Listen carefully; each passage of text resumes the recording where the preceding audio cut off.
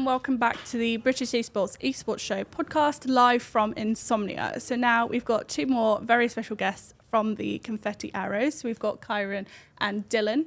So if you guys would like to just introduce yourself and what you do in esports, please. So I'm Kiyren and I am currently a player for the Confetti's Valorant team. And I'm Dylan. I am the captain for Confetti's Overwatch team. So, classic question to start us off then. How did you both get started in esports? What was your esports journey like? I think it started like towards the end of secondary school.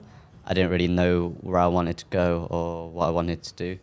And they were just running through some like ads on YouTube of different colleges, and Confetti came up in one of them, and I saw that they did esports. And obviously it's quite a long way, so I had to ask for my parents' permission. And I think they were a little bit hesitant at first because it's like esports pretty new, but eventually I got here and then started playing games. Got a PC around the summer just before term started, so maybe September 2021. Started playing Valorant. Awesome. And Dylan? And mine started like years ago, always watching stuff like CS, the old school Apex Overwatch tournaments, and just really going off from there, getting a PC in year 8 around. Then I found Confetti through music, actually, because I was going to go into music. Nice. But then esports took my interest more, and now I'm here. Awesome. So, Kiyren, then what drew you towards Valorant in particular? My friend recommended it to me first, because he played on his brother's PC before I got my PC, and he'd already been playing it quite a bit. So he recommended for me to play it with him, and then I did. Now I like outrank him because I play it way more. He's got to feel bad about that then, surely. Yeah. I think I would have got into Overwatch for sure, Overwatch 2, but I'd already bought the game on PlayStation and I didn't really feel like buying it again. But with Overwatch 2, I occasionally play that as well. Yeah, it's free now. It is free, yes. And Dylan then, nice segue. What drew you towards Overwatch? It's just from the release in 2016, seeing all the trailers, the hero reveals specifically, like Sombra, the massive event they did just really drew me to the game because it was basically like nothing what I saw before. Now I'm playing it daily. So you guys are both team captains of your respective teams. What do you think makes a good team captain? I think good communication is one of them, because obviously you have to be able to talk to everyone effectively and kind of negotiate between everyone's scheduling, timing, timetables, because we're not all in the same classes. I think usually they don't expect a lot of you, but you have to be the one to take initiative and set up scrims and stuff and use like websites and stuff to do that. There's like time managing as well. Like Kiyren said, you have to organize all the scrims, get everyone together. But then also just being able to organize everyone playing together at the same time online, despite schedules. But yeah. I imagine that's quite hard. It's very doable though. Yeah. So you guys also take the esports BTEC. So what would you say is your favourite part about the course? I think so far my favorite topic has been the business studies. I don't know why, I've just felt like drawn to business since like secondary school. And like pretty exciting to do. We basically had to like make a business plan around pretty much any idea that we had in esports. It was pretty cool.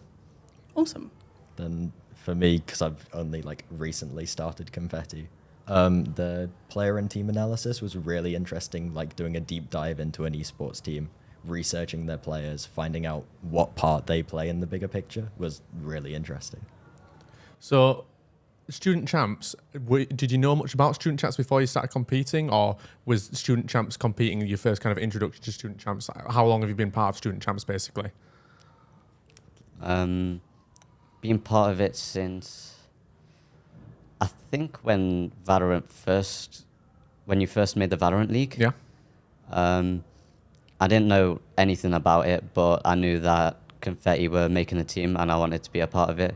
even though I was like a little bronze player, just chilling at the low ranks. But yeah, I've been a part of the team since then.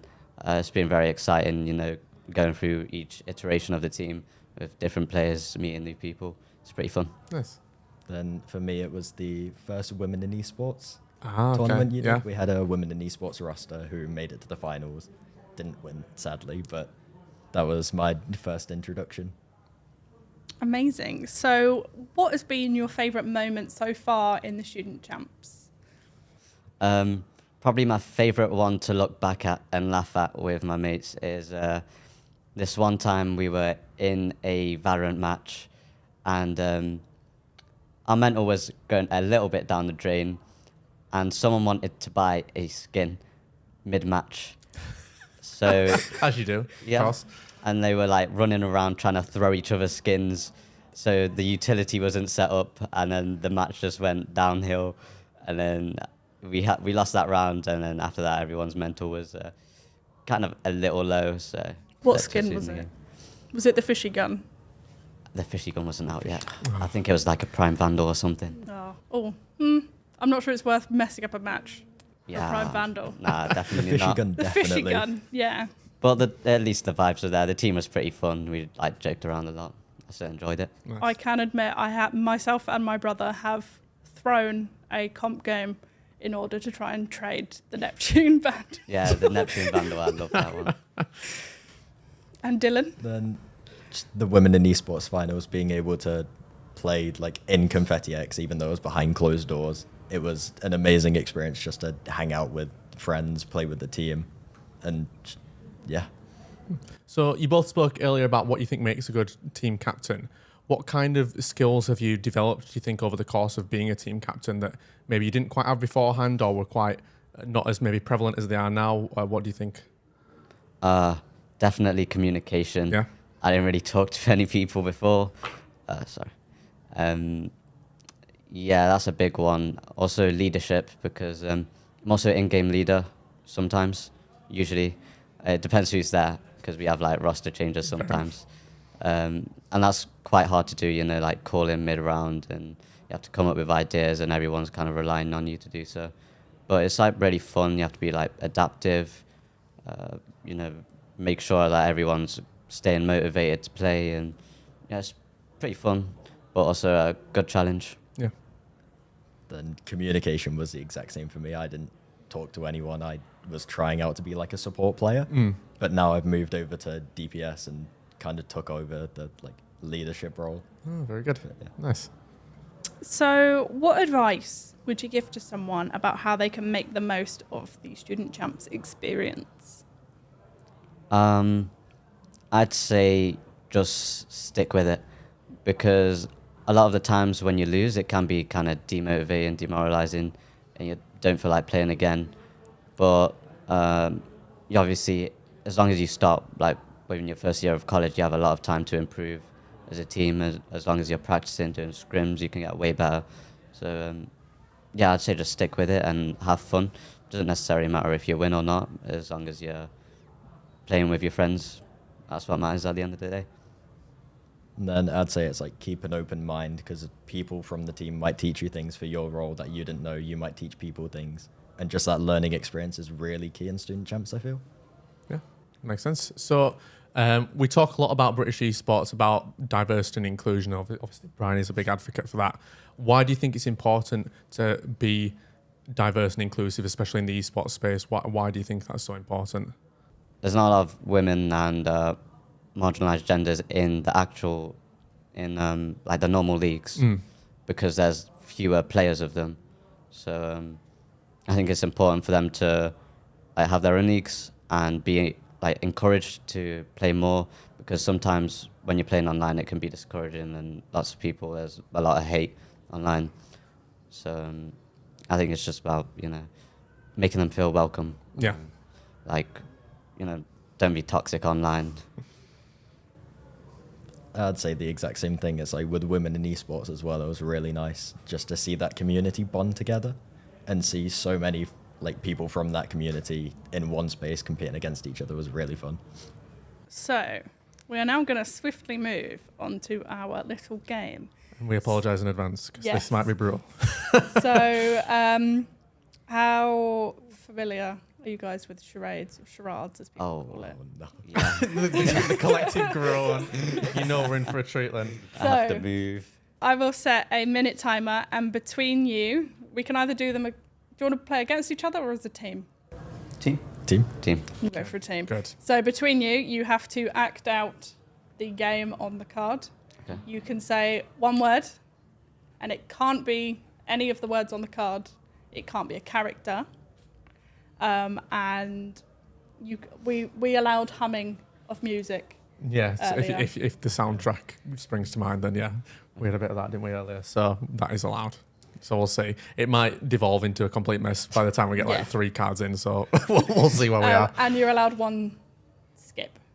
Okay. Okay. Yeah. So we're going to see over the course of the weekend. We're going to see who can manage to get through the most cards. Right. So best of luck. Are you ready? Or as ready as you're going to get? Yeah. Okay. Bryony, count us in. Ready? 3, 2, 1, go. Okay. Light Gun. walker. Oh, that's a good one. Destiny. That sounds like a Destiny thing. Yeah. Destiny. Yes. Okay. Next. Cars. Forza. Car Forza? theft. Oh, Grand Theft Auto. GTA. Oh, that's too weird. Yeah. It's all right. That's Allow close it. enough. We're allowing it. Skip. Deep in thought. Oh, skip. Skip. Skip. Okay, we're going for a skip. I'll put that over there so we can see what it is later. Build. Minecraft? Minecraft? Fortnite? Yeah. Fortnite. You've got Gosh. 15 seconds. Sorry, it's my Go on, fault. Sol. Scuffed the cards. Pirate. Sea of Thieves. Yeah. I know what's Games, on. boom. I know what games I put on these cards. Operators. Valorant. Oh, time up. It's time. Oh, What was it? Rainbow Six. Oh, Oh. that's a good one, actually. I was thinking of the gun. Okay, what do we... Oh, Dota 2. I don't know how anyone's going Dota? to ever describe Dota 2 because I wouldn't even know You what to just do. do the with like. Dota 2. Right. actually. Yeah, we messed up. We messed Yeah. up. Dota 2. Oh, Dota well, 2. I'm very impressed, actually. So how many was that? Hold on. It was 1, 2, You 3, got 4. 4. You beat Matt, our last guest. He got 1. He had a bit of a panic, unfortunately. That is the way the game Yes. goes, though. So 4 is the score to beat for the rest of the weekend. Not bad. So we'll now swiftly move on to our quickfire questions. Yep. So what are 3 things that are essential to bring to an esports or gaming event? Your phone. There seems to be a lot of stores, so maybe your credit card. It's a good shout. And some friends. Battery pack. Yep. Yeah. Water. Pretty important. Yeah. Then mouse. Do you bring them out? Solid. No. Oh. But just in case. What is the most anticipated game release this year, in your opinion? What games are being released this year? Yeah. Oh, I'm looking forward to Diablo 4. That game looks really fun. I played the beta a few weeks ago, I think it was. Played the Rogue. Game's really fun. I Nice. played Diablo 3 as well. Played Demon Hunter. It was cool. Nice. I can't remember the name. It's just slipped my mind. But they're like 3v3 battle royale kind of thing. Was it the one you said? I know what you mean. That rings I a also bell. can't remember Yeah, the I can't name think of of it. the title. The name just doesn't spring to mind. But that That looks one. really fun. That- That one. We'll flash it up on screen now. Okay. If you could compete in any esports event, what would you choose and why? Valorant Champions, because it's a big event, has lots of flashy lights that I like, and they usually do it in like different countries, so you'll probably get to experience like a different culture as well. It's true. Very true. Then the Overwatch Apex Series tournament, like from years ago, just because I think that's when the competition was like at its highest. Pro players were really making a name, and it just seemed a bit higher quality than the Overwatch League. But And then, if you could attend any esports or gaming event, which would you go to? The next Valorant Masters Tokyo. Oh, that's a Very good nice. choice. then EMEA contenders for Overwatch League. Nice. And then our final question. What's a game that you didn't think you'd like, but you liked it when you played it? I think Dark Souls, because I was usually when I was younger, I was big on FPS games like Call of Duty. I used to play with my brothers, even though I was probably a bit too young. But then my dad showed me Dark Souls, and I was like, "What is this?" There's like people fighting with swords. This is childish, isn't it? But then I played it and got into it, and I really enjoyed it. Nice. For me, it was the platformer game Celeste. I just found it on a Steam sale and was like, oh, may as well buy it. I have a few spare pounds. And I've just fell in love with it ever since. Now I'm going through speed running it. Nice. Celeste has been on my list for a while, actually. It's in my wish list, I think, somewhere on Steam, but I've never got around to playing it, but I might have to now. Lovely. So that is all for this episode of our series at Insomnia 70. So we will be back with lots more content over the next few hours, maybe. I don't know when this will all be uploaded in a group on YouTube, but you can find all of our content on our YouTube channel, and it will probably be in a playlist that Saul will very kindly make for us. Indeed. So thank you to Dylan and Kiyren for being our lovely guests, and we will see you guys in the next one. Bye-bye.